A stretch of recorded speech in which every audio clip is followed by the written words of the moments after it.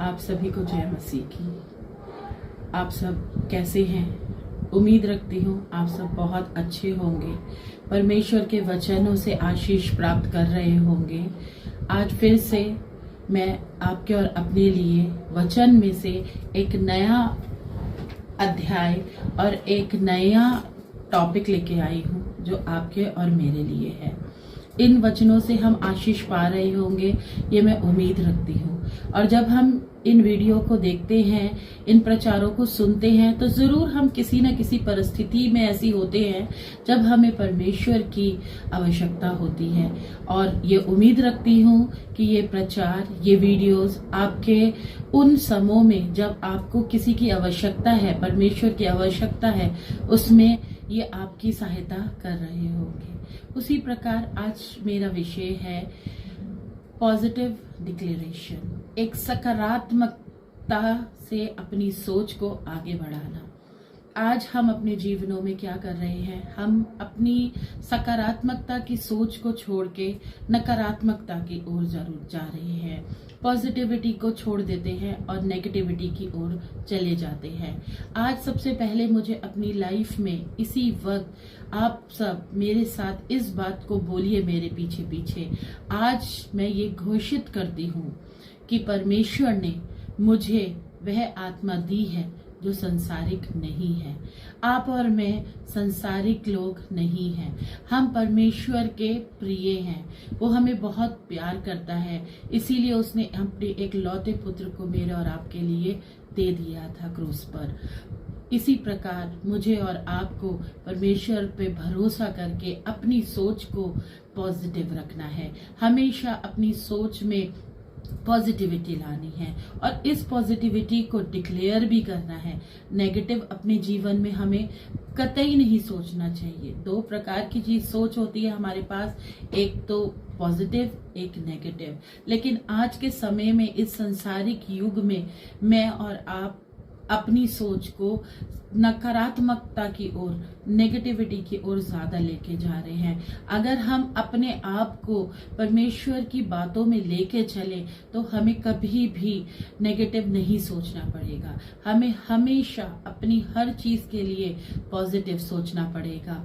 आज मैं परमेश्वर की आत्मा के द्वारा सब कुछ कर सकती हूँ, ये मुझे सोचना है या कर सकता हूँ। अगर हम कलाम में खोले, आप सभी के पास कलाम है, और अगर हम कलाम से देखें फिलिपियो 4 उसका 13वां अध्याय, फिलिपियो 4 उसका 13वां अध्याय, बहुत ही खूबसूरत वर्ड्स इसमें लिखी है। जो मुझे सामर्थ्य देता है, जो मुझे सामर्थ्य देता है, उसमें मैं सब कुछ कर सकता हूँ। तो फिर मैं नेगेटिव क्यों सोचूं?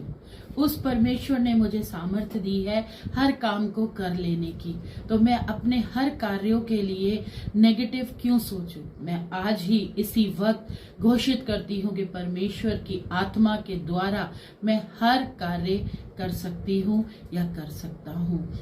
इसमें दूसरा है, हमें आज ही इसी वक्त ये सोचना है, आज मैं जय के उत्सव में चल रही हूँ। किसके साथ? परमेश्वर के साथ। बहुत ही प्यारा उत्सव है। परमेश्वर मेरे साथ है, आपके साथ है, और उस उत्सव को हम मना रहे हैं बहुत ही प्यार से। इसको भी मैं कलाम से देखेंगे हम। अगर हम 2 कुरिन्थियों उसका 2 अध्याय और उसकी 14वीं आयत पढ़ेंगे, उसमें लिखा है, परंतु परमेश्वर का धन्यवाद हो, परमेश्वर का धन्यवाद हो, जो मसीह में सदा हमको जय के उत्सव में लिए फिरता है और अपने ज्ञान की सुगंध हमारे द्वारा हर जगह फैलाता है। मेरे और आपके द्वारा अपनी सुगंध हर जगह फैलाता है। वो कहता है, मेरे बच्चों, मेरे प्रियो, मेरे प्यारे बच्चों, मेरे प्यारे बेटे बेटियों, किस चिंता में पड़े हो? क्यों सोचते हो जब मैं तुम्हारा पिता तुम्हारे साथ हूँ? इसीलिए हमें बिल्कुल भी अपनी लाइफ में, अपने किसी भी एक पड़ाव पर कहीं भी नेगेटिव नहीं सोचना, हमेशा पॉजिटिव डिक्लेरेशन देनी है कि मैं परमेश्वर में होके हर कार्य को करने के लिए योग्य हूँ और मैं हर वो कार्य कर सकती हूँ या कर सकता हूँ जो मेरे प्रभु ने मुझे दिया है। इसलिए मैं अयोग्यता को अपने जीवन से हमेशा के लिए दूर कर देती हूँ या कर देता हूँ। आज ही मेरे भाइयों बहनों, मेरे प्रियो, हमें अपने आप में ये बोलना है, मेरा ज्ञान परमेश्वर को धीरज देता है। परमेश्वर पूर्ण शांति के साथ मेरी रक्षा कर रहा है। हमें ये मान लेना है कि परमेश्वर हमें धीरज दे रहा है। हमें उसको अपने जीवन में ये मान लेना है कि वो मेरी रक्षा हर एक जगह कर रहा है। आज ही परमेश्वर को अपनी महिमा के धन के अनुसार मेरी हर एक घटी को पूरा कर रहा है।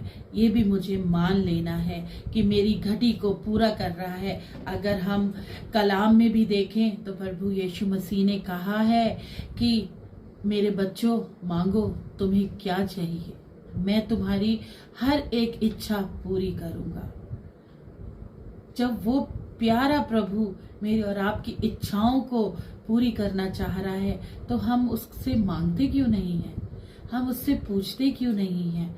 पर हम आज संसारिक बातों में अपने आप को इतना लीन कर लिया है, इतना उस संसारिक बातों में खो गए हैं कि हम ये भूल गए हैं कि मेरा जीवित परमेश्वर मेरे साथ है, जो मेरी हर इच्छाओं को, मेरी हर एक तमन्नाओं को मेरे मांगने से पहले जानता है।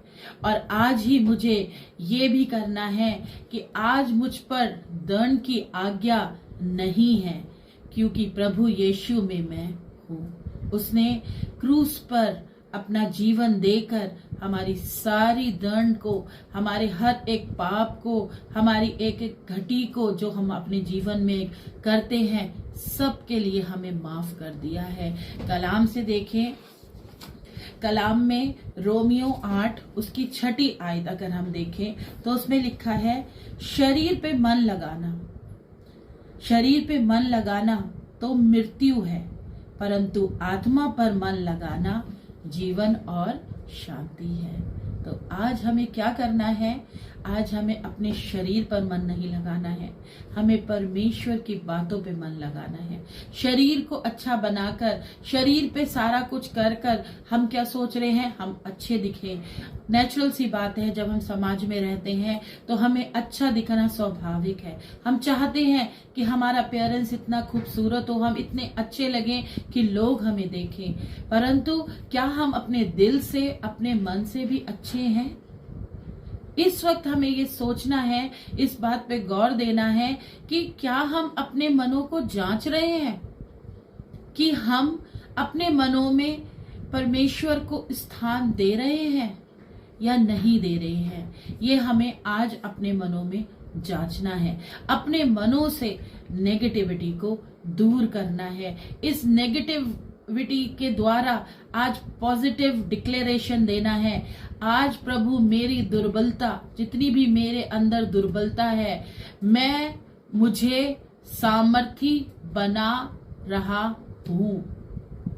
परमेश्वर मुझे सामर्थी बना रहा है मेरी सारी दुर्बलता लेकर। कलाम में देखें, रोमियो उसका 8वां अध्याय उसकी 26वीं आयत, रोमियो उसका 8वां अध्याय उसकी 26वीं आयत, उसमें लिखा है, इसी रीति से आत्मा भी हमारी दुर्बलता में सहायता करता है। जब हम दुर्बल होते हैं, हम निराश होते हैं, प्रभु हम बहुत निराश हैं, क्या हम उसके पास आए बोलने? हम अपने दोस्त के पास जा रहे हैं, हम कभी किसी से कह रहे हैं, क्या यार ये हमारा काम हो जाएगा, नहीं हो जाएगा?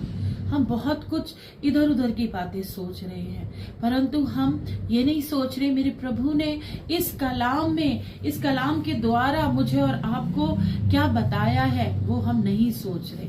हमारी आत्मा को भी हमारी दुर्बलता में सहायता करता है।